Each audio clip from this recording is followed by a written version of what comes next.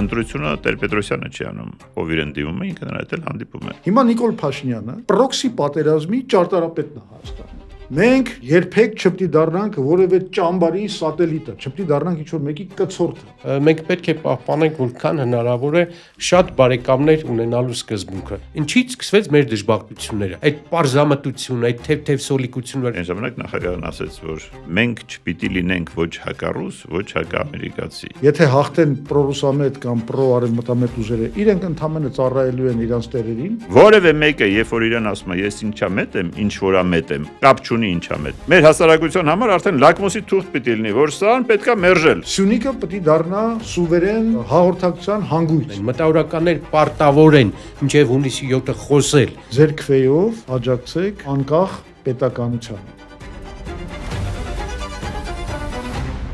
Ողջույն բոլորին։ Այսօր մեր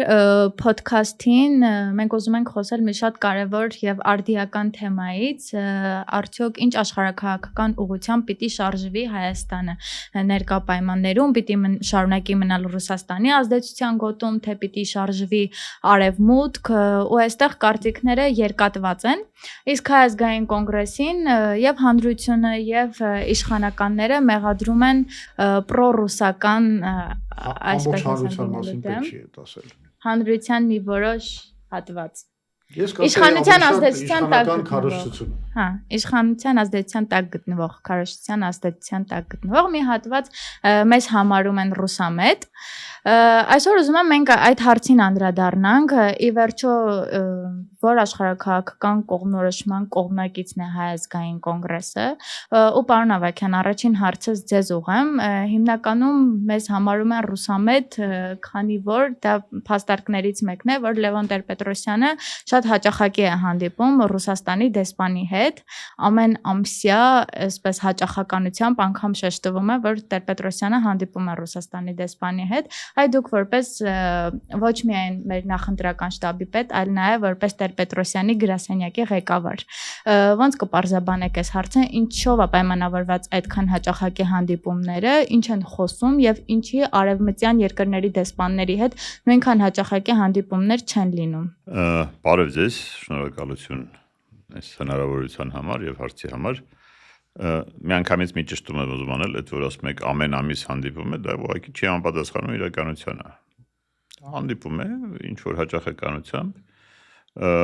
նույնքան հաճախականությամբ հանդիպում է Իրանի դեսպանի հետ, Ֆրանսիայի դեսպանի հետ։ Իսկ ինչ վերաբերվում է Տեր-Պետրոսյանի կողմնորոշմանը, թե ինչու են հանդիպում, նա հանդիպում է այն երկրների ներկայացուցիչների հետ, ում հետ կարելի է քննարկել Հայաստանին հուզող հարցերը, Հայաստանի առջև ծառացած խնդիրների լուծումները։ Եվ մի բան էլ նշեմ, ընտրությունը Տեր-Պետրոսյանը չի անում, ով իրեն դիմում է, ինքը նրա հետ էլ հանդիպում է։ Ռուսները դիմում են, ըստ երևույթին ունենալով իրենց մտահոգությունները, հասկանալով որ իրենց համար այս ռեգիոնը ավելի կարևոր է քան նույն արևմուտքի եւ այլ երկրների համար, բնականաբար այդտեղ լինում է շահագրգիռ խոսակցություն Հայաստանի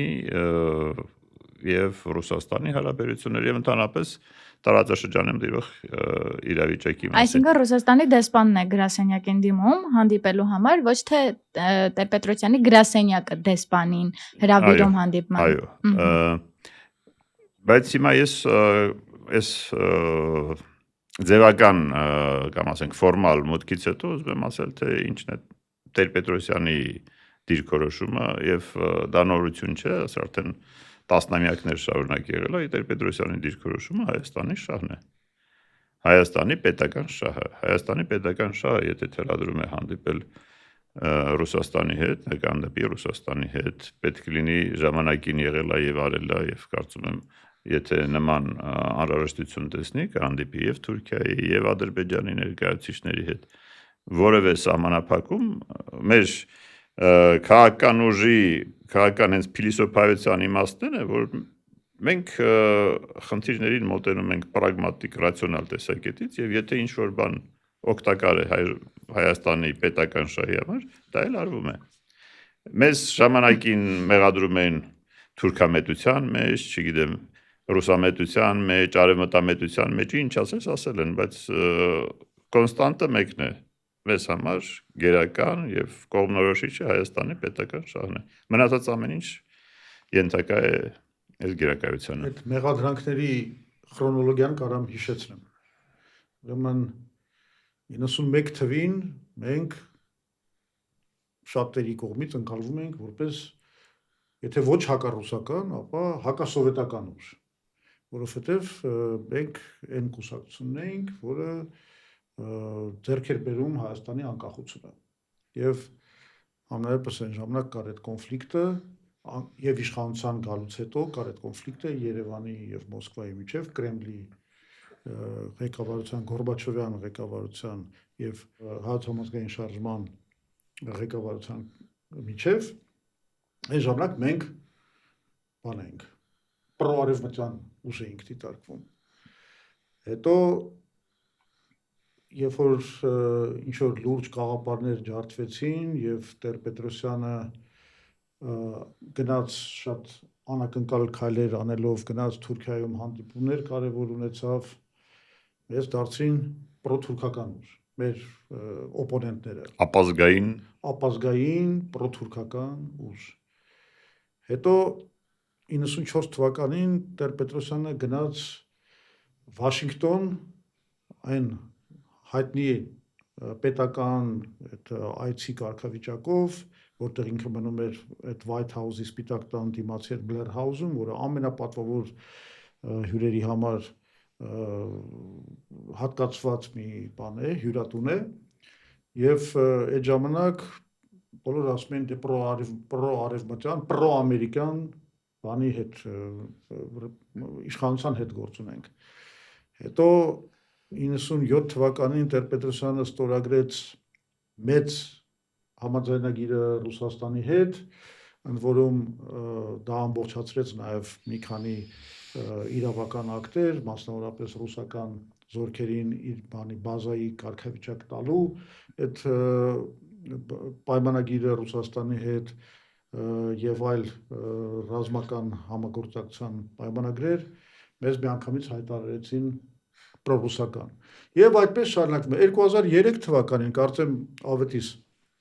դու էլ Տեր-Պետրոսյանի հետ միասին գնացել էիք 2004-ին գնացել էիք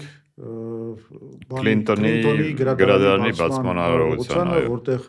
հավաքվել էին մի շարք պրեզիդենտներ ամերիկյան եւ անմիջապես նորից կոնգրեսը հայտարարվեց պրոարևմտյան ուժ 2008 թվականին կամ 7-ից սկսած արդեն իշխանական ռոպագանդան մեզ ներկայացնում էր պրոամերիկյան ուժ, որը այստեղ մի հատ ճշտում, ռուսների մոտ ներկայացնում էր պրոամերիկյան, ամերիկացիների մոտ ներկայացնում էր պրոռուսական։ Բայց զուտ ինստիտուցիոնալ փաստաթղթերի վրա եթե հենվենք, եկեք չմոռանանք, որ 2008 թվականի մարտի 1-ից հետո, երբ արտահոսք եղավ դատախազության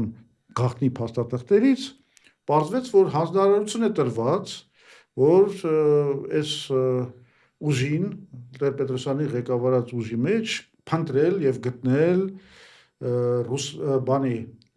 արևմուտքի հետ համագործակցող էլեմենտներին եւ այդ ժամանակ փաստորեն դատախազությունը զբաղված էր նրանով, որ կոնգրեսը հայտարարվի պրո-ամերիկյան, պրո-արևմտյան եւ հակառուսական ուժ։ Հետո երբ որ Տեր-Պետրոսյանը մեղադրեց Ամերիկային բանին արևմուտքին, որ նրանք ըստ էության չաջակցեցին ժողովրդավարական շարժմանը Հայաստանում, մենք միանգամից դառանք պրոռուսական ուժ կամ հակաարևմտյան։ Եվ այս բանը sense այսպես միշտ շարունակվել է, ինչ ասես եղել ենք եւ պրոարևմտյան եւ պրոռուսական եւ ամենահետաքրքիրը որ հենց նույն ուժերի կողմից։ Իսկ իրականում ես ինչի եմ այս պատմությունը բերում, որովհետեւ սա իրականում ամենապերճախոս վկայությունն ու ապացույցն է նրա, որ միակ առաջնորդող սկզբունքը մեր քաղաքական ուժի համար եղել է անկախական բանը սկզբունքը, այսինքն մենք անկախ պետություն ենք, որը միշտ տարբեր պետությունների հետ հարաբերակցվելիս որպես գլխավոր առաջնորդող սկզբունք ընտրում է Հայաստանի պետական շահը։ Այսինքն միշտ համ Ռուսաստանի հետ եք լավ հարաբերություններ պահպանել, համ Ամերիկայի, դրա համար չեն կողմնորոշվել։ Հիմա պրոռուսական եք, թե պրոամերիկյան եք ու որ պարագայում որը որ ձեռք է տվել կոնկրետ մի բան էլ ավելացնեմ, էլեմենտ էլ, որի մասին մենք կարող ենք հետագայում էլ խոսենք։ Սա մենակ Ամերիկա-Ռուսաստան կամ Արևմուտք-Ռուսաստան հակամարտությունը չի։ Այստեղ կարևոր դեր է խաղացել նաև Ամերիկա-Իրան դիվանագիտական հակամարտությունը, որը հիմա վերածվել է ռազմականի արդեն, որտեղ օրինակի համար ամերիկյան վարչակազմը բավականին լուրջ ճնշումներ է գործադրել Հայաստանի վրա, որպեսզի մենք դադարեցնենք հարաբերությունները Իրանի հետ։ Մասնավորապես չօգտվենք տնտեսական հարաբերություններից, չօգտվենք այդ բանից, մեզ կապող կոմունիկացիաներից, սանկցիաներ են դրվել եւ այլն եւ այլն։ Եվ այստեղ նույնպես մենք ցուցադրել ենք, անգամ հաշվի առնելով ինչքան խոցելի էինք տարբեր ճնշումների առաջ, մենք ցուցադրել ենք եւ ամերիկացիներին բացատրել ենք երկու բան, որ Իրանը մեզ համար շատ կարևոր կենսական պարտներ է, որ առանց այդ սահմանի մենք ըստ էության շատ մեծ խնդիրներ կունենանք, ուղղակի գոյատևական խնդիրներ, գոյաբանական խնդիրներ եւ նաեւ մշտապես ընդգծվել այն փաստը, որ Իրանը Հայաստանի նկատմամբ եւ հայերի նկատմամբ ունի ընդգծված լավ վերաբերմունք, մասնավորապես հայկական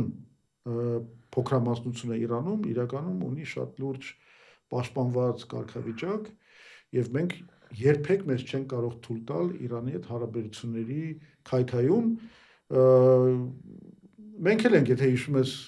ունեցել ամերիկացիների հետ այնց խոսակցություն, էլի այդ հարցերը բարձրացրել են, բայց մենք մեզ համար սա միշտ եղել է սկզբունք։ Մենք Իրանի հետ պետք է աշխատենք, մենք Իրանի հետ պետք է ունենանք համագործակցություն եւ ի վերջո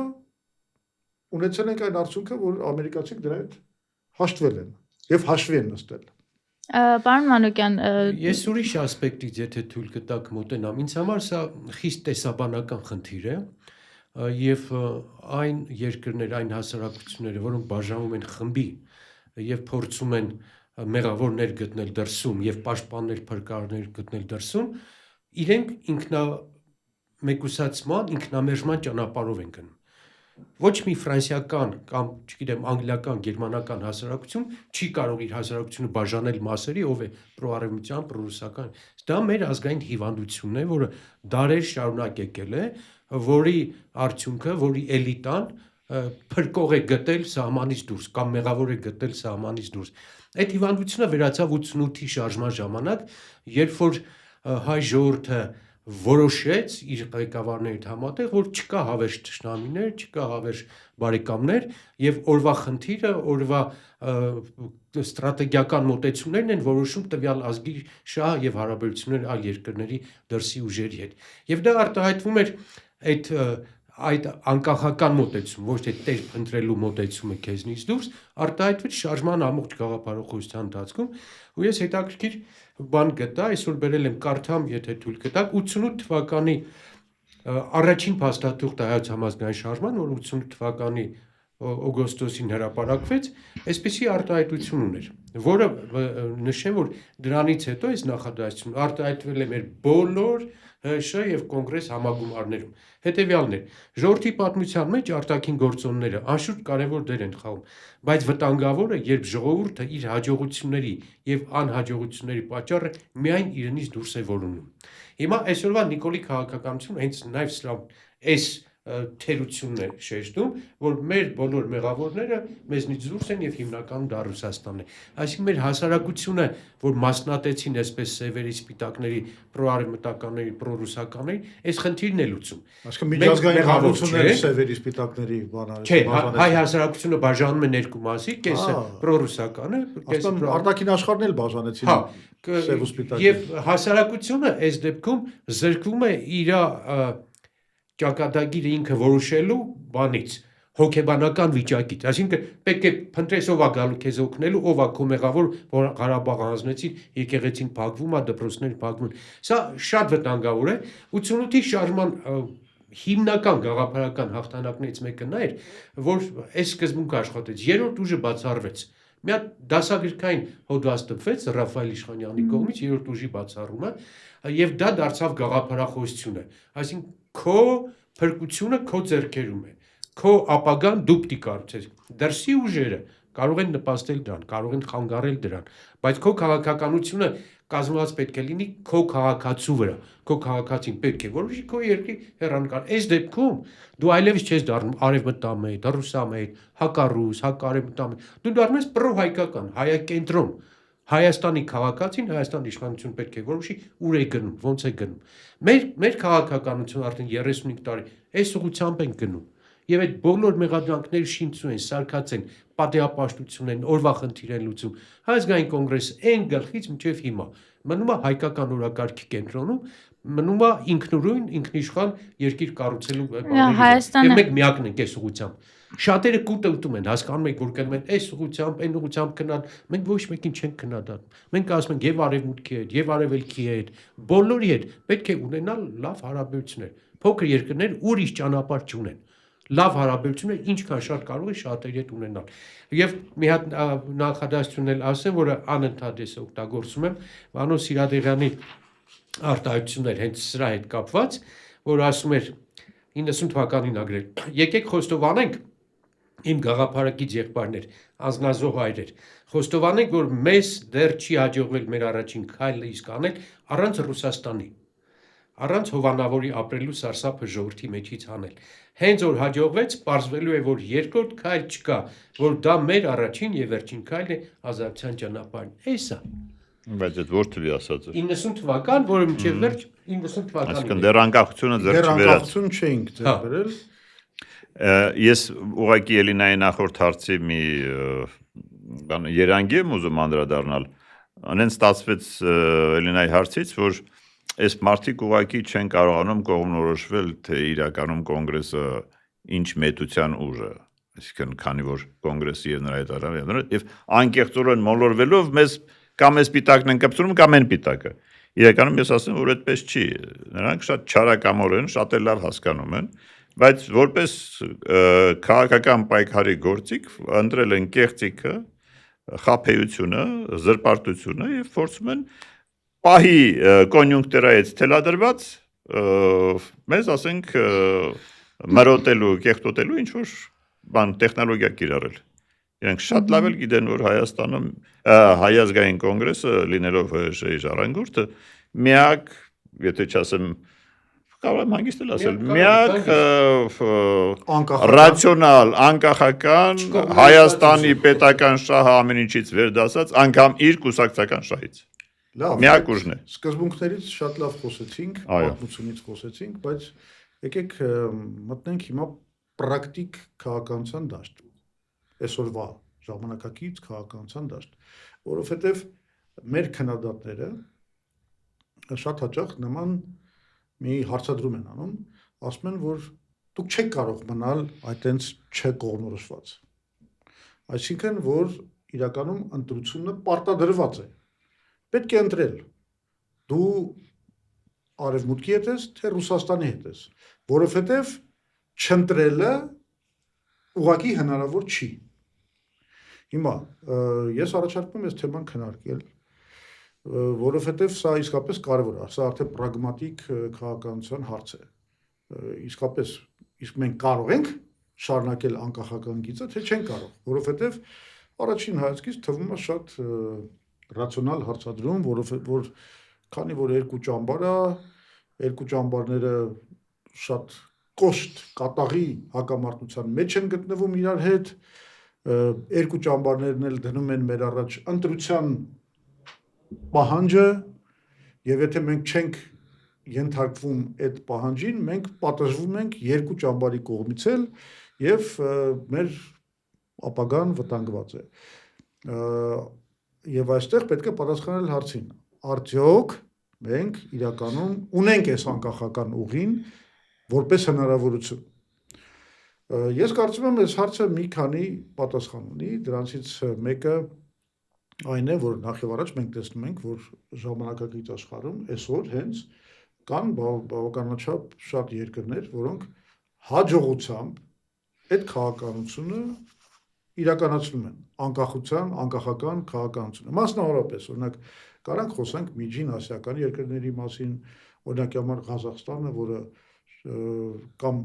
Հենց Ադրբեջանը ինչ են կերոգան։ Ադրբեջանը, չէ, ես ասել ինքնա։ նու Վրաստանը հիմա մի քիչ ոնց որ Այս պայի համար բան է,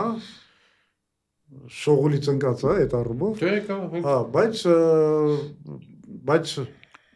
կան երկրներ, որոնք օրինակ ասում եմ, Ղազախստանի օրինակը վերցրենք։ Հանգիստ գնում են Վաշինգտոն են հանդիպումներ ունենում, պայմանավորվածություններ, գնում են Չինաստանում են պայմանավորվածություններ եւ համագործակցություն կնքում, գնում են Ռուսաստանի հետ շատ լավ համագործակցություն եւ անգամ ՕԴԿԲ-ի անդամ լինելով, ԵԱՏՄ-ի անդամ լինելով վարում են բավականին լուրջ անկախ քաղաքականություն։ Այդ հնարավոր չի։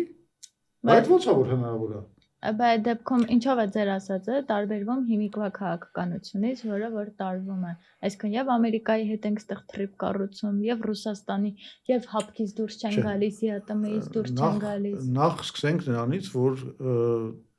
այո, ՕԴԿԲ-ից դուրս չեն գալիս, բայց անում են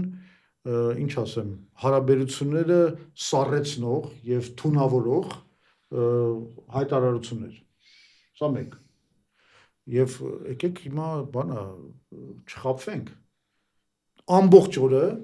իշխանական ռոպագանդան, նրան սպասարկող սատելիտները բոլորը զբաղված են նրանով, որ ներկայացնում են մեր հանրությանը, որ Ռուսաստանը մի հատ թշնամի է, ավելի ընդ որում գլխավոր թշնամին է, որից ազատվելը ամբողջ հարցերը կլուծի, միանգամից մենք Ադրբեջանի, Թուրքիայի հետ մի հատ բանի մեջ կհայտնվենք, դրախտի մեջ կհայտնվենք, բոլոր հարաբերությունները կկարգավորվեն, մենք կմտնենք Եվրոպական միություն, Արևմուտքի հետ հարցերը կկարգավորենք եւ այլն եւ այլն։ Սա մի հատ ինչ ասեմ, այսինքն սա ցույց է տալիս, ես ձեր հարցին եմ պատասխանում։ Սա ցույց է տալիս, որ մենք իրականում իշխանությունը զբաղված է թունավորելով հարաբերությունները Ռուսաստանի հետ, փնտրելով ճանապարհ այս ամեն ինչը վերածել հակամարտության, ավելին այս քաղաքական գիծը իրականում տանում է մեզ դեպի Արևմուտքի ու Ռուսաստանի սրում, հակամարտության սրում հենց մեր տարածքում։ Մենք ոնց որ հրավիրենք այդ հակամարտությունը դեպի մեր տարածք։ Մենք ասում ենք ախպեր, եկեք ստեղ կռիվ տվեք ազդեցության համար։ Ձևավորեք մեկը պրոռուսական ճակատ, մեկը պրոամերիկյան ճակատ ու այդ երկու ճակատները թող ճակատով իրար խփեն։ Իսկ դա այդ սցենարը աշխարհում այնքան շատ երկրներում է իրականացել, բայց այդ սցենարը դառը հետևանքներով շատ դառը հետևանքներով դա բերում է երկրի ոչնչացմանը։ Հիմա Նիկոլ Փաշինյանը պրոքսի պատերազմի ճարտարապետն է Հայաստանում։ Ինքը լրիվ իհարկե կա հակամարտություն, իհարկե Ռուսաստանը ու Ամերիկան կամ Արևմուտքը պայքարում են Հայաստանում ազդեցության համար, բայց երկրի ստրատեգիայից է կախված, արդյոք դա կվերածվի նրան, որ երկիրը կդառնա ճակատամարտի դաշտ, պրոքսի պատերազմով, այդ 5-րդ կալոնաների ձևավորմամբ, արդեն ներքին կոնֆլիկտներով, որը հիմա Նիկոլը հաջողությամբ տանում առաջ։ Ու դա սովորաբար բերում է հասարակության պառակտմանը։ Դրա համար կաթողիկոսը հայտարարվում է, չգիտեմ, եղբայրը KGB-ի ագենտ, չգիտեմ, մյուսները անկախության համար պայքարողներ, նրանք էլ հակառակ պրոռուսական ճակատն էլ հակառակ մեղադրանքներ է ներկայացնում, որ բոլորը դավաճան են եւ այլն, ու սկսում է այն ահավոր են ապականությունը, որը այսօր տեղի ունի մեր երկրում եւ դա ստեղծում է հիմքեր կոնֆլիկտի խորացման եւ ի վերջո Հայաստանի ներսում արդեն պատերազմի սերմանման։ Այսինքն սա մի բան է, սա լրջագույն խնդրեմ է, որից մենք պետք է փրկենք Հայաստանը։ Այստեղ է որ անկախական մոտեցումը մեզ պետք է, որովհետեւ մենք համարում ենք, որ եւ պրոռուսական ճակատն է սխալ, եւ պրոամերիկյան, պրոարևմտյան ճակատն է սխալ։ Հայաստանը չպետք է բանը կամ sense քաղաքականությամբ որոշվի բանը ընդառաջ գնա, առաջ գնա։ Հիմա օրինակ Արամ ջան խոսում էիր այդ փաստաթղթերի մասին պատմական։ Մեկի մտքով չի անցնում կարդանք այսօրվա փաստաթուղթը, որ մենք ընդունել ենք մարտի 14-ին, մեր Հայ ազգային կոնգրեսի բանաձևը, որտեղ հատուկ անդրադարձ կա այս հարցին, որտեղ մենք ասում ենք, որ մենք երբեք չպետք է դառնանք որևէ ճամբարի սատելիտը, չպետք է դառնանք ինչ-որ մեկի կցորդը։ Մենք հակառակը պետք է փորձենք իրականացնել, ռեալիզացնել երկիր կամուրջ կոնցեպտը, որտեղ մենք փնտրում ենք լավ հարաբերություններ եւ Ռուսաստանի հետ, եւ Միացյալ Նահանգների, եւ Եվրոպական միության հետ, եւ Իրանի հետ, եւ Չինաստանի, Հնդկաստանի եւ այլն, ու մենք դա կարող ենք անել, եթե հանենք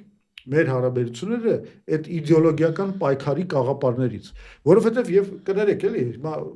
էլի Նիկոլի քաղաքականությունից խոսանք, երբ որ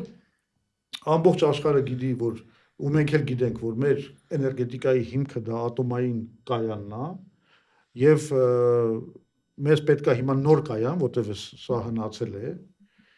ու պետք է մեծ կայան, մոտ 1 գիգավատանոց, 1.2 գիգավատանոց ատոմային կայան է պետք, չգիտես ինչու, փոխանակ այս իշխանությունները իրանց զերծ պահելով տենց գաղափարախոսական ինչ-որ կռիվներից եւ ընտրանքներից գնան ընդունեն աշխարհում ամենա ժողովրդականություն վայելող առաջարկը, այսինքն ռուսական այդ ատոմային էներգետիկայի առաջարկը, որ իրանք առաջարկում են մենք ատոմականը սարքենք այդ տեխնոլոգիաների շնորհիվ։ Իդեպ դա նաեւ ինչով է լավ, որ քանի որ Ռուսաստանը այսօր այս ատոմականը կառավարում է, այդ անցումը շատ ավելի հեշտ կլինի հին ատոմականի շահագործումից դեպի նոր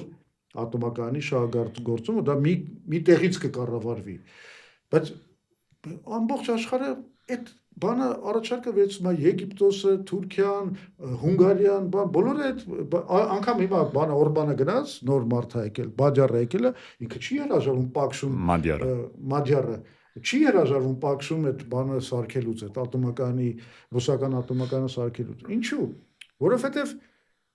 այն խոսակցությունները, որ մենք կարող ենք ամերիկացիների հետ կառուցել այսպես կոչված փոքր մոդուլյար ատոմային կայաններ, դրանք ինչ-որ հիմար խոսակցություններ են, որովհետև այսօր մենք դա գիտենք շատ լուրջ հետազոտություններից, CNN-ի հոդվածներից, այսօր գոյություն չունի որևէ փոքր մոդուլյար ռեակտորի գործող պրոյեկտ, անգամ պրոյեկտ չեմ ասում, կոմերցիալիզացված, արդեն իր արդյունավետությունը ապացուցած չէ, մի պրոյեկտ անգամ գոյություն չունի, որը, ասենք, կարելի կլիներ օգտագործել եւ բերել կառուցել Հայաստանում։ Չկա նման բան։ Բայց մենք արդեն խոսում ենք 9 միլիարդանոց համագործակցության մասին ու այս գլխից մերժում ենք ռուսական առաջարկը։ Մինչդեռ այդ հիմա ուզում եմ ցույց տամ ինչ կարող է անել անկախական իշխանությունը։ Անկախական իշխանությունը կհամագործակցի այն նույն արևմուտքի հետ, այն տեխնոլոգիաների գծով, որտեղ նրանք ունեն անվիճարկելի առավելություն։ Դրանք ո՞րն են։ Դրանք կուտակային էներգետիկան է, այսինքն ակումուլյացիոն այդ կուտակային հզորությունների էներգետիկան, որը Ռուսաստանը այդտեղ 0 է։ Այդ բաները, այդ տեխնոլոգիաները զարգացված են Ամերիկայում, Հոլանդիայում, Իտալիայում եւ Գերմանիայում։ Փոխանակ գնանք այդ դրա շուրջ համագործակցենք, որտեղ մեզ հիմա օդի պես պետք է այդ ակումուլյացիոն էներգետիկան, որտեղ մենք արդեն արևայինով հասել ենք սահմանի, հիմա մեզ պետք է ակումուլյացիոն էներգետիկա։ Փոխանակ գնանք դրա համար համագործակցենք, չէ, մենք մտել ենք իդեոլոգիական սխեմաների մեջ։ Մենք պետք է մերժենք այս էներգետիկան բանի հետ, Ռուսաստանի հետ, պետք է մերժենք, ըստ էության գնում ենք հիմա դեպի ռուսական գազի մատակարարումից հրաժարվելը, մեծ հաշվով, այդ ամբողջ քաղաքականությունը դրան է ուղղված։ Մի հատ խնդիր Ուր ենք ընկնելու, սա բերելու է մեր երկիրը կոլապսի։ Լևոն, մի հատ խնդիր կա, որը նույնիսկ կարևոր լինելով այդ քո ասած թեմաները, ավելի կարևոր է եւ որոշիչ է, անվտանգության համակարգերի մասին եմ ուզում խոսել։ Մենք այսօր գտնվում ենք ՀԱՊԿ-ի համակարգում, այսինքն այսպես ասած ռուսական անվտանգային համակարգում։ Եթե մենք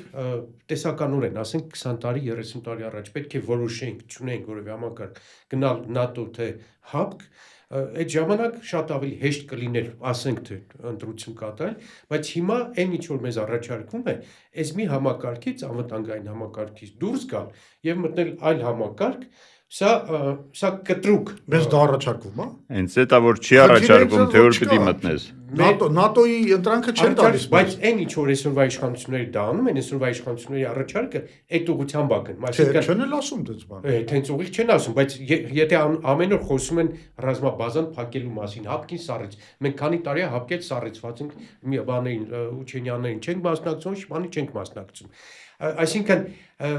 ամբողջ գործընթացը գնում է, որ մենք մերժում ենք այս անվտանգային համակարգը, բայց պարզել չի թե ուր են գնում։ Սա ինչի եմ ես ուզում մի քիչ բան անել, ասոցացնել ռուս-թուրքական հարաբերությունների հետ։ Մենք այսօր ոչ միայն Ռուսաստան արևմուտքի բախման բանում ենք գիզակենտրոնում, այլ Ռուսաստան-Թուրքիա բախման կամ քաղաքական հակամարտության կենտրոնում եւ դրա հիմնական բանը արտահայտությունը ուկրաինական ֆրոնտի համար է արտահայտվում, այսինքն Ռուսաստանի եւ Թուրքիայի այսօրվա համեմատաբար լավ հարաբերությունները պայմանավորված են ռուս-ուկրաինական կոնֆլիկտի հետ եւ մեր գործընթացը դեպի թուրքական օրենտացիա էներգետիկ, ջրային, գազային, ատոմային համագործակցությամբ բերելու է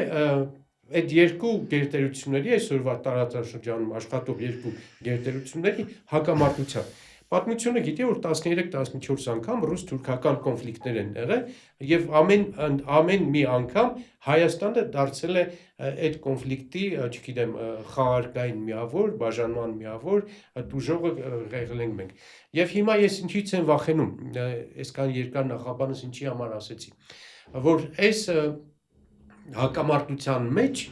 երբ որ այսօրվա իշխանությունները քեզ տանում են տնտեսական, գազային, էներգետիկ եւ այլ դեպի թուրքական օրենտացիա եւ թուրքական ազդեցության ոլորտ, գալու է մի պահ, որ ուկրաինական պատերազմի մարելու կամ ուկրաինական պատերազմի ավարտի հետ կապված ռուսական ազդեցությունը փորձելու է ետ վերադարձնել իր ազդեցության ոլորտը, բոլոր բնակավարներում եւ մենք ցավալիորեն ես վատագույն սցենար եմ սա ներկայացնում, կարող է ստիպված լինենք թուրքական այդ ազդեցությունից զերծ մնալու կամ այդ վնասները ինչ որ մենք տեսանք եւ ինչը հիմա շարունակում է զերծ մնալու համար դիմենք ռուսական աջակցության։ Սա վատագույն սցենարն է որ կարող է լինել, բայց չի բացառում այս սցենարը, այսինքն սա ես համարում եմ այդ փոփոխությունը պրոթուրքական օրենտացիան որ գնում է ամբողջապես վնասարար մեր իշխանության համար։ Այսօրվա թարմ օրինակը բերեմ, որ ինձ համար շատ կարևոր է։ Մշակութային արժեքների ոչնչացում Ադրբեջան ակնհայտ բան է, մասսայական է, ծավալեց բանանում եւ մերոնք հայտարարում են, որ Ադրբեջանի ներքին գործն է, ինչ կուզեն կարող են անել, սա մի նախադասություն էլ ասեմ, ավարտեմ։ Սա այն բանի հետևանքն է, որ Հայաստանը Ադրբեջանի հետ ստորագրեց, որ որևէ միջազգային ատյան բողոք դատարանք չենք տանալու, որ Ղարաբաղի հետ կապված բոլոր խնդիրների հետ կապված Հայաստանը միջազգային ատյաններին չի դիմելու իր իսկ ստորագրությամբ։ Եվ այսօր տեղի է ունենում այդ ադրբեջանական էքսպանսիայի նոր շրջան մշակույթի կրթական ոլորտներում 200 դպրոց փակվեց, 500 եկեղեցի ավարտվեց, հիմա ավերվում է ամբողջ մշակութային դաշտը եւ ոչ մի բան գոյություն չունի։ Այս մի քիչ միտքս բան եղավ, աչ ու ցախ թռավ, բայց հետեւյալն է, մենք պետք է պահպանենք որքան հնարավոր է շատ բարեկամներ ունենալու սկզբունքը, ներառյալ ինչպես ասեցինք Ռուսաստանը, Իրանը, Միացյալ Նահանգները, եվրոպական երկրները եւ այլն։ Ես Արամին իմ ընկերոջ ուզում եմ մի փոքր հակադարձեմ։ Ես էլ էի ուզում։ Ես կպաշտպանեմ, պարոն Մանուկյան։ Ես վստահ եմ քո միտքը դա չէր, որ բայց կարելի է քո ասածից մի հատ միտք բխեցնել, որ մենք հիմա Թուրքիայի հետ հարաբերությունների կանոնավորումը ոնց որ համարում ենք վտանգ կամ չգիտեմ եսի մի։ Եթե իմ ասած այդպես է հասկացել։ Հիմա դրա համար ես ուզում եմ այստեղ մի բան ասել, որ բանը շատ կարևոր է հասկանալ հետեւյալը։ Ես անգամ այսպես կբանաձևեմ, եթե ուզում ես լավ հարաբերություններ Ռուսաստանի հետ, բարելավի հարաբերություններ Թուրքիայի հետ։ Եթե ուզում ես լավ հարաբերություններ Թուրքիայի հետ,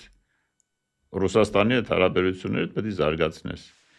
Դու այս հարաբերությունները Ռուսաստանի հետ։ այո, Փայլուն ձևակերպում էր։ հա, այս երկուսը պետք է զուգահեռ արվեն։ Սրանք Հայաստանին ի նպաստ կաշխատեն մենակ այս ֆորմուլով։ Եթե դու որևէ ուղղությամբ բան ես անում, այդ բալանսը շեղում ես, դու տուժում ես։ Նույն Ռուսաստանի հետ հարաբերությունների կարգավորումը, որի անհրաժեշտությունը հիմա կա, ինքը թույլ է տալու Հայաստանին ավելի ուժեղ դիրքերից կարգավորել ու ավելի արդյունավետ կարգավորել հարաբերությունները Ադրբեջանի հետ։ Հա, վեճ չկա այդտեղ, ցավոք Չէ, ես ուղղակի ասում եմ, խոսքիցդ կարող էր այդպես։ Երկու վեճ էլ ես ունեմ։ Մեկը դա թուրքական բան չի, կախվածություն չի, ուղղություն չի, դա ադրբեջանական։ Մենք մի քիչ շատ ենք միշտ ասում, որ տեղավորում ենք թուրքական, չգիտեմ ինչի մեջ, սա մեզ վերապահվում է այս սխեմայում Ադրբեջանի կցորդի կարգավիճակը։ Բայց հիմա ավելի կարևոր խնդիր կա, որը կարծում եմ այս բանի մեջ մտնում, նորից պետք է գանք Իրանին։ Նորից կներեք այս ամբողջ պատկերի մեջ մտնում է Իրանը, որովհետև մենք հիմա խնդիրներ ունենք եւ թրիփի իրականացման իրատեսության եւ անգամ ասենք շատ տեսական ՆԱՏՕ-ի այդպես ընդհանրացման հեռանկարների հետ կապված այն հանգամանքի հետ, որ այսօր այս պատերազմից հետո պատերազմից հետո ասել հիմա չի կարելի, որտեղ պատերազմը հիմա կախակայված վիճակում է գտնվում, բայց այս առաջի этаպից հետո պատերազմի, որը կարող է խաղաղությամբ ավարտվի, կարող է չավարտվի, շարունակվի, ես ավելի հակված եմ մտածելու, որ այնուամենայնիվ կգնա դեպի կարգավորում։ Բայց այս պատերազմից հետո Իրանը շատ մեծ համեմատական ազդեցություն է ստացել ռեգիոնում։ Եվ ինքը հիմա շատ ավելի կասկածելի են դարել թրիփի իրականացման հեռանկարները, շատ կասկածելի է դարել ՆԱՏՕ-ի ընդարձակման։ Հազար ներողություն չեմ կարող այստեղ չեմ։ Նախ պարզ չի թե ՆԱՏՕ-ն ինչ է լինում։ ՆԱՏՕ-ի ներսում այնպիսի հակասություններ են գոյացել արդեն, որ եվրոպացիք համարում են, որ ՆԱՏՕ-ի հեռանկարն է շատ մշուշոտ։ Արևմուտք ասած այսօր երկու մասից է կազմված։ Միացյալ Նահանգներ եւ Եվրոպական ՆԱՏՕ։ Պարոն Մանուկյան, կներեք էլի, այստեղ ես մի պահ սենց խոսակցություններ գտամ։ Մենք թեման հասցնենք միջև ավարտ, որովհետեւ իսկապես դեռ ամենակարևոր բանը հետեւելն է, որ աշխարհում գնում են շատ լուրջ process-ներ, աշխարհակարգը փոխող process-ներ, բալանսը ուժերի փոխվում է եւ տարածաշրջանում եւ ընդհանրապես աշխարհում եւ մենք միջև վերջ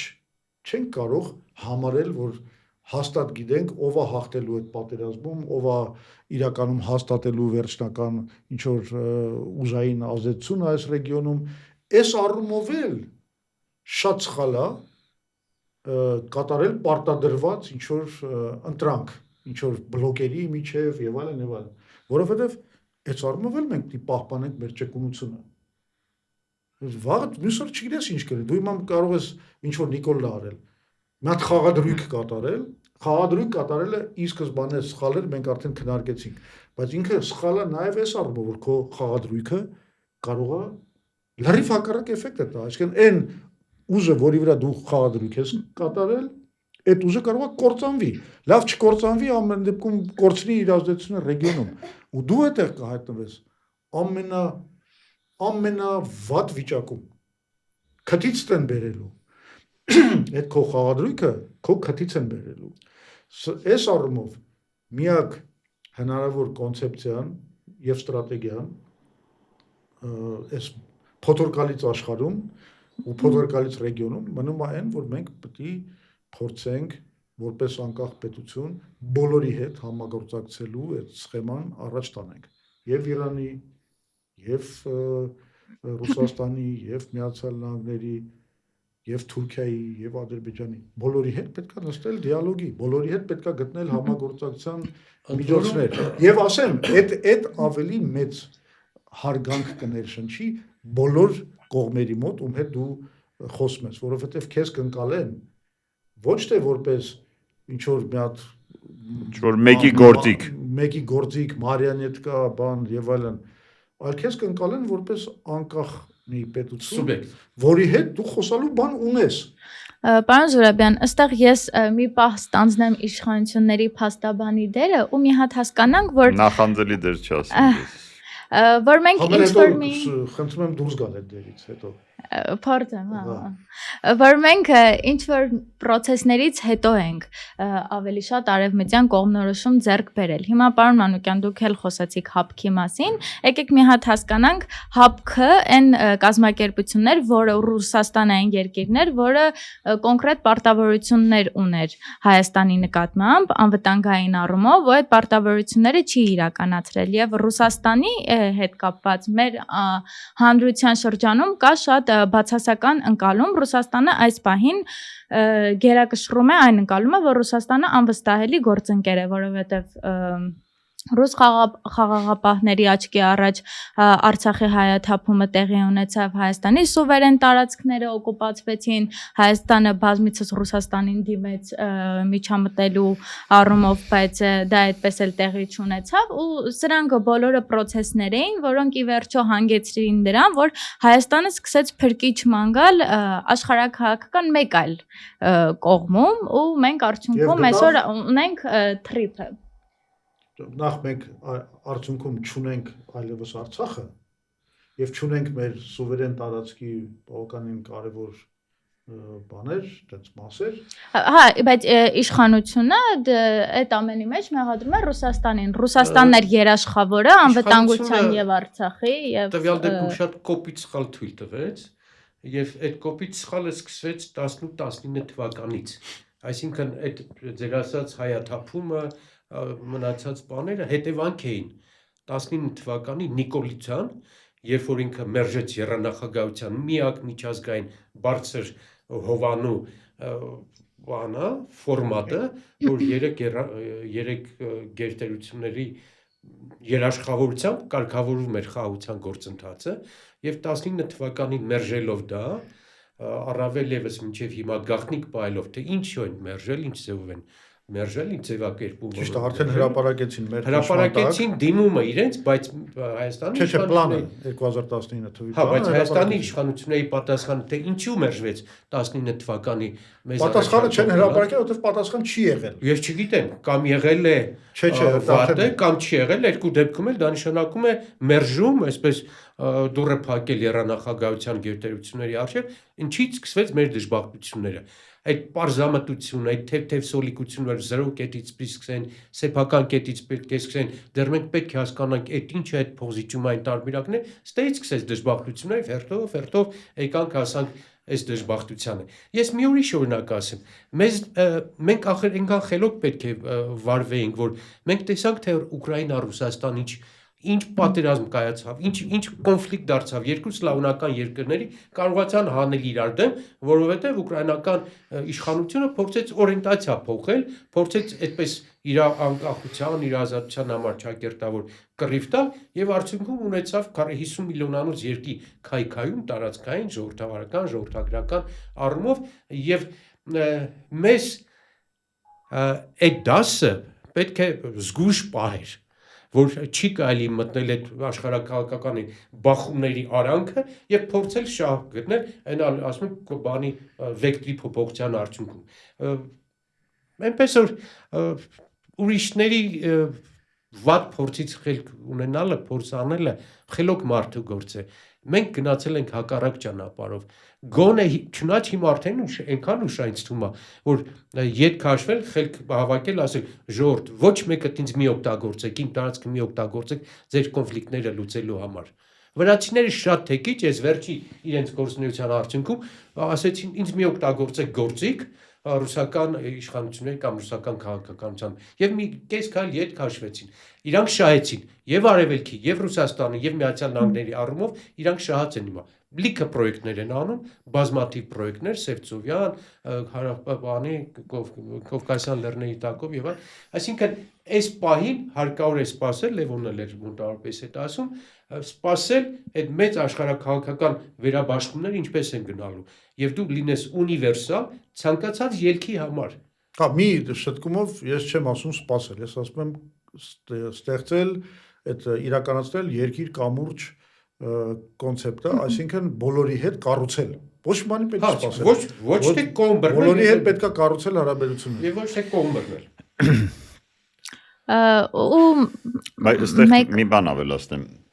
Լևոնը շատ ճիշտ նկատեց, որ օրինակ այդ պետությունները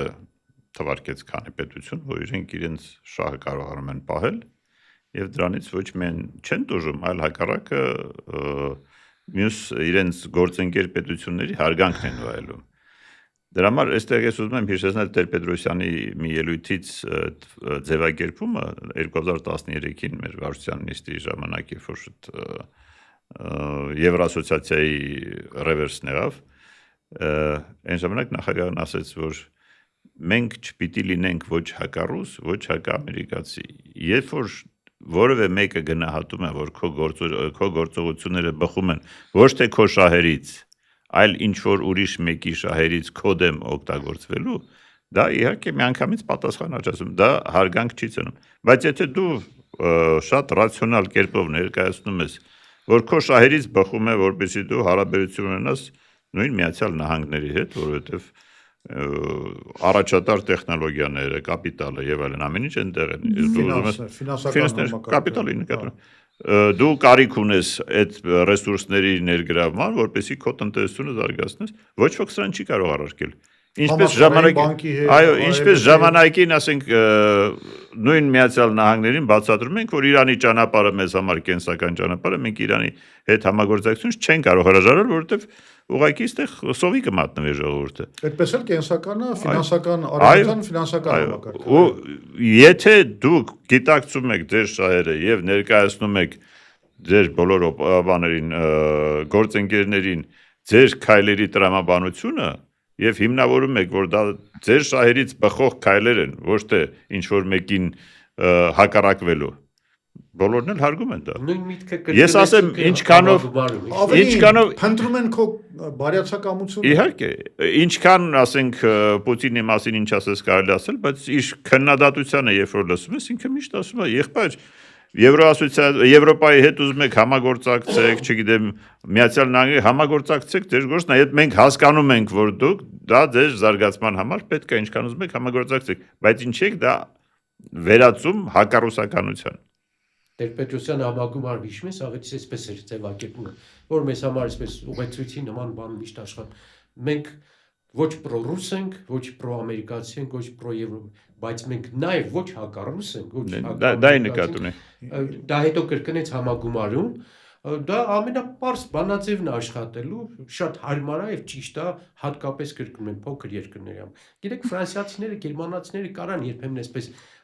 ռիվերսներ անեն, հայտարարություններ անեն, չգիտեմ, հակաամերիկյան հայտարարություններ անեն, ոնց որ օրինակ այսօր Գերմանիայի կանցլերը հայտարարեց, այդպիսի բաներ կարան անեն։ Փոքր ազգերը ավելի զգույշ պետք է լինեն, այս կտրուկ շրջադարձերի ժամանակ ավելի այսպես սպասողական պետք է լինեն, ավելի հաշվարկող պետք է լինեն, որովհետև ցանկացած մի հատ սխալ խադրույք կարող է երկրի ճակատագիրը որոշել։ Հիմա ես կուզեի այս քննարկումը նաև դիտարկել հայկական այս գալիք ընտրությունների պրիզմայով։ Եվ ես այսպես կասեի, հիմա շատ ուժեղ պրոռուսական ուժեր կան, շատ ուժեղ արևմտյան ուժեր, արևմտամետ ուժեր, Նիկոլ Փաշինյանի գլխավորությամբ։ Ես իմ դիմումը հետևյալը կլինի մեր ընտրողին։ Եթե ուզում եք սրել հակամարտությունը Հայաստանում, եթե ուզում եք մեզ տանեք պրոքսի պատերազմի, ներքին պատերազմի պառակտման ուղղությամբ, քվեարկեք ռուսամետ կամ կուսակցությունների համար, քվեարկեք արևմտամետ կուսակցությունների համար, քվեարկեք թուրքամետ եւ ադրբեջանամետ կուսակցությունների համար։ Եվ կստանաք ներքին բախումներ։ Հա։ Իսկ եթե ցանկանում եք հայոց անկախական պետականության դիրքերը ամուր պահել եւ այս փոթորկից դուրս գալ արժանապատիվ եւ անվտանգ ողջ եթե ուզում եք որ երկիրը դառնա կամուրջ համագործակցության երկիրը դառնա զարգացման հաբ այդ դեպքում քվեարկեք հայ ազգային կոնգրեսի համար որովհետեւ ըստ էության այս դիրքը որը անշահավետ դիրք է մենակ մենք ենք բռնել ինչու անշահավետ որովհետեւ եթե դու մտնում ես պրոռուսական բանով այդ դիրքորոշմամբ դու ստանում ես Ռուսաստանի աջակցությունը եթե դու մտնում ես պրոարևմտյան կամ պրոամերիկյան բանով պլատֆորմով դու ստանում ես արևմուտքի աջակցությունը դա շատ շահայկան է ընտրություններում հաղթելու տեսակետից շատ շահայկան է ռեսուրսներ են գալիս աջակցություն է գալիս տեղեկատվական չգիտեմ հազար ու մի ձևի բան է բենեֆիտներ է ստանում, դիվիդենդներ է ստանում, ամրապնդում ես քո դիրքերը այդ ընտրական պայքարում, բայց դա ճանապարհ է դեպի քայքայում։ Մենք չենք ստանալու այդ բենեֆիտները։ Դրա համար էլ հիմա կարող է բանը ինչ որ առումով ոչ ռեսուրսային, մի քիչ էլ թույլ ու թվանք ինչ որ մարդկանց համար, բայց ռեսուրսներով թույլ։ Հա, ռեսուրսներով թույլ։ Բայց այն ինչ որ հիմա մեր թուլության աղբյուրն է, որովհետև թուլությունն է առումով, որ մենք չունենք ոչ մի գերտերության կամ որևէ աշխարհակահական կենտրոնի աջակցությունը։ Այդ նույն բանը իշխանության գալուց հետո, անկախական ուժի հաղթանակից հետո դառնալու է մեր հզորության աղբյուրը։ Մեր հայ ժողովրդի, մեր պետականության հզորության աղբյուրը, որովհետև Եթե հաղթեն պրոռուսամետ կամ պրոարևմտամետ ուժերը, իրենք ընդհանրապես ծառայելու են իրանց տերերին, իրանց օրակարգներն են տանելու առաջ։ Իսկ եթե հաղթի անկախական ուժը, նա կարողանա հայ ժողովրդին տալ այն հանգստությունը, խաղաղությունը, համագործակցությունը բոլորի հետ, որը այդ երկու առավելագույնը քաղել երկուսի հետ համագործակցությունից։ Հա, ծայրահեղ ճամբարները ի վիճակի չեն տալու։ Ես իդեպ չեմ ուզում ոչ լեգիտիմ համարել իրանց օրենքից դուրս համարել։ Ի վերջո մեծ հաշվով դա նորմալ է։ Միշտ լինում են օրինակի համար են հին Հայաստանում էլ չէ, միշտ եղել է պրո-հռոմեական եւ պարսկական ֆրակցիաները, հա։ Այդ բնական բան է, միշտ էլ կլինի, չես կարող հիմա մարդիկ, ասենք մարդը կողմնակից է, որ Հայաստանի շահը ոչ թե ինքը ագենտ է, այլ ասենք բանը Հայաստանի շահը, ասենք Ամերիկայի հետ համագործակցության մեջ է պետք փնտրել։ Ես մի հատ Այսինքն ես ավարտեմ, այսինքն պետք չէ այդ մարդկանց օրենքից դուրս համարել, ագենտ համարել, 5-րդ կալոնը համարել, չնայած մեկ-մեկ ակամա դառնում են, նման կարգավիճակի մեջ ընկնում են։ Բայց մեր վերաբերմունքը պետք է ոչ թե օրենքի ճնշման ձևով դրսևորվի, այլ քաղաքական առումով։ Մենք պետք է հասկանանք, որ անկախական ուժ ընտրելով դու ընտրում ես Հայաստանի խաղաղությունը, զարգացումը եւ հանգստությունը։ Ես եթե Կներես մի հատ էս միտքը լրացնեմ, որ բանը չկտրվի էլի հազար ներողություն արամ ջան։ Բավորի միտքը կտրվի։ Քոնը չի կտրվի, որտեղ քո անկտրելի է։ մատը դրել ես դեպքի վրա, այդեն բարձա որ չի կտրվի։ Բայց ի միտքը կտրվի։ Կատակեման։ Ստեղ շատ կարևոր մի հատ նյուանս կա, որի մասին մենք չխոսեցինք, բայց ես կարծում եմ, որ դա շատ կարևոր է, պետք է դա ընդգծել։ Արևմտամետ ասելով, շատերը չեն տարբերում արժեքայինը եւ ասենք ոչ թե աշխարհագրական, այլ զուտ կոնյունկտուրային շահը, ինչ որ քաղաքական ուժի։ Հասկանում եք։ Եթե արևմտամետությունը մենք գնահատենք որպես արժեքներին հավատարմություն, մեզանից արևմտամետ չկա, կներեք։ Այդ արժեքները, որ հիմա մենք անգամ կարող ենք ասել, կոչել դրանք համամարտկային արժեքներ են, մարդու իրավունքներն են, ժողովրդավարությունը եւ այլն, մեզանից ավելի հավատարիմ այդ արժեքներին գոյություն չունի ոչ մի քաղաքական ուժ Հայաստանում։ Դրա համար այսա շատ կարեւոր է, որ մեր ժողովուրդը տարբերի, որ երբ որ ասում են արևմտամետ, հիմա մեր գործող քաղաքական ուժեր եւ այլն, դրանք զուտ կոնյունկտուրային քաղաքական էգոիստական շահ հետապնդել է նշանակում, ոչ թե արժեքներին հավատարմություն, որովհետև այն ով որ այսօր իրեն համարում արևմտամետ, հենց այդ արժեքները համարում եք ոտնահարողն է։ Եվ մարդու իրավունքների, եւ ժողովրդավարության, եւ արդարադատավարության, այս բոլոր առումներով։ Մի բան էլ Լևոնի ասածի հետ կապված, ճիշտ է, քաղաքական պատասխանատվություն չեն կրում, ներողություն, քրեական պատասխանատվության անիմաստ է այդ մարդկանց կաչելը, բայց մեր ժողովուրդը, մեր հասարակությունը պիտի սովորի նման ուժերին պատժելու, նրանց քաղաքական ասպարեզից հեռացնելու։ Դա հենց քաղաքական խնդիր է։ Որևէ մեկը, երբ որ իրեն ասում է, ես ինչա մետ եմ, ինչ որա մետ եմ, կապ չունի ինչա մետ։ Մեր հասարակության համար արդեն լակմուսի թուղթ պիտի լինի, որ սրան պետքա մերժել, որովհետև ինքը ինչ որ մեկի շահերը բարձր է դնելու Հայաստանի շահերից։ Հա, քանի հիշում եմ միտքս։ Լրիվ համաձայն լինելով ձեր ասածի, լրիվ ուրիշ ասպեկտով եմ ուզում մոտենալ։ Ես մեր համագումարում հայտարարեցի, որ հունիսի 7-ը լինելու է հանրաքվե։ Հանրաքվե, որտեղ պետք է որոշվի քվեարկությամբ ժողովրդի։ Մենք պահում ենք մեր անկախությունը, մեր սուվերենությունը, մեր արժանապատվությունը, թե չէ։ Որովհետև այն տարածվածությունը, որ արևմուտք, արևելք, որ կողմ էլ քննարկեն ավետիս, արևմտյան ուժերը հաղթեն քո անկախության դեմ, ռուսական ուժերը հաղթեն քո անկախության դեմ։ Լուծում կա անկախական ուժին քվեարկել։ Եվ ինչ օրինակ եմ ուզում բերել, որը հրաշալի աշխատել է։ Ուրեմն այսօր կարդացի գիրք բերեցի հետս, Կանչ թերթը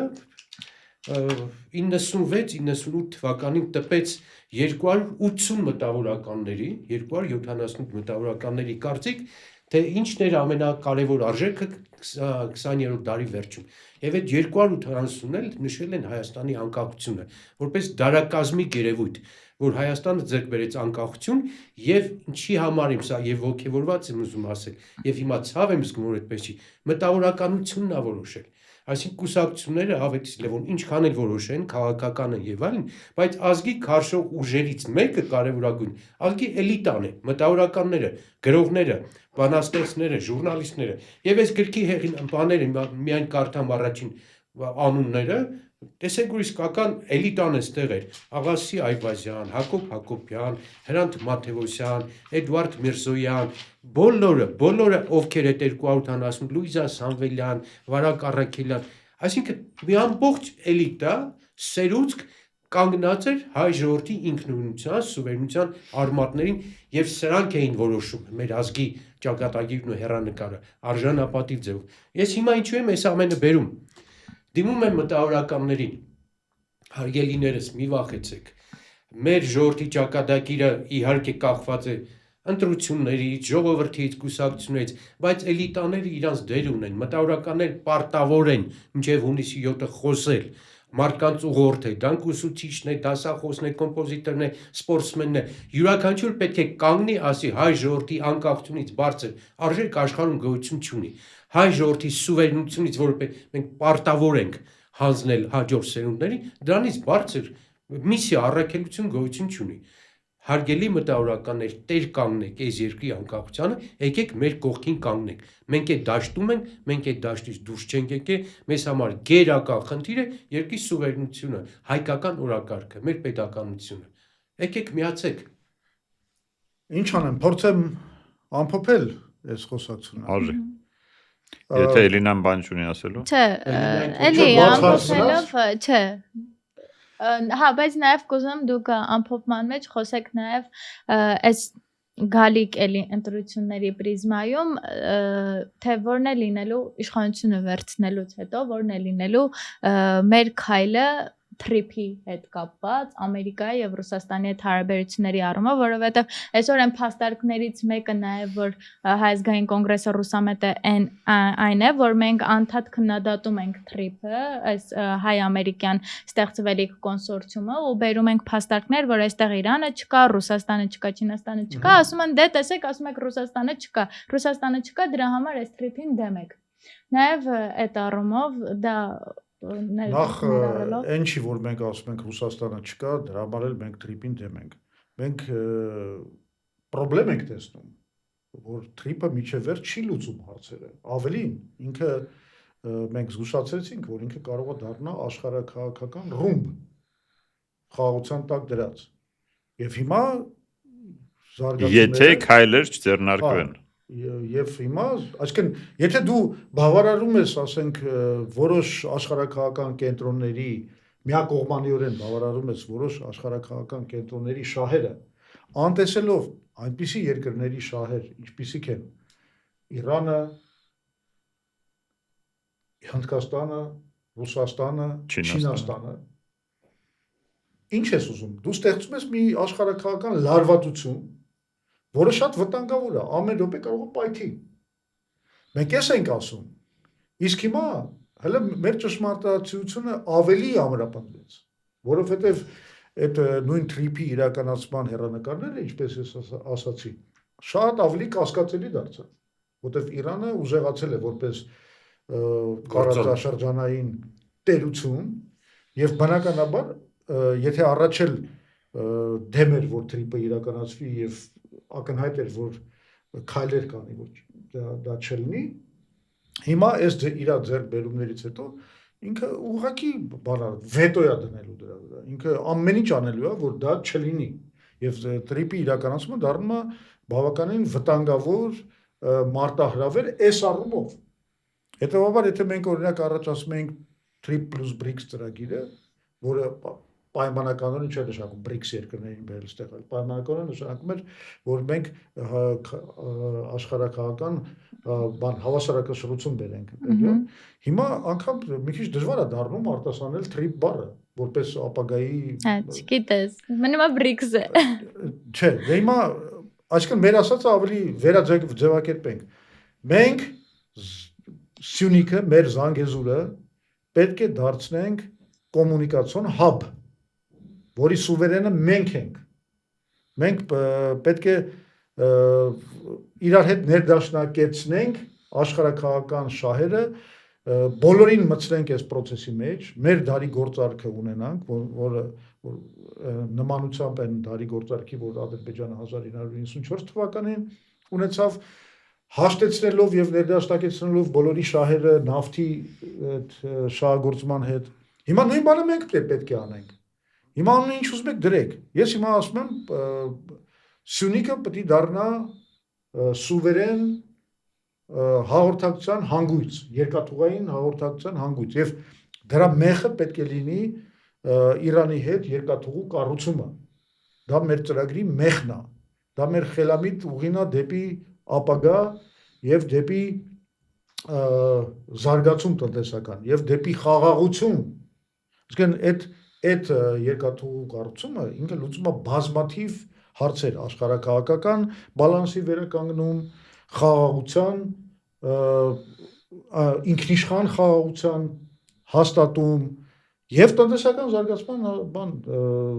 բենեֆիտներ որ մենք այդ ամեն ինչից կունենանք Հիմա ամփոփելով ես ուզում եմ ասեմ հետևյալը իսկապես հիմա այս ամեն ինչը ռազմավարական նշանակություն է ձեռք բերում եւ հունիսի 7-ին մեր ժողովուրդը հնարավորություն է ստանալու իրագործել ռազմավարական ընտրություն շատ կոշտ ասեմ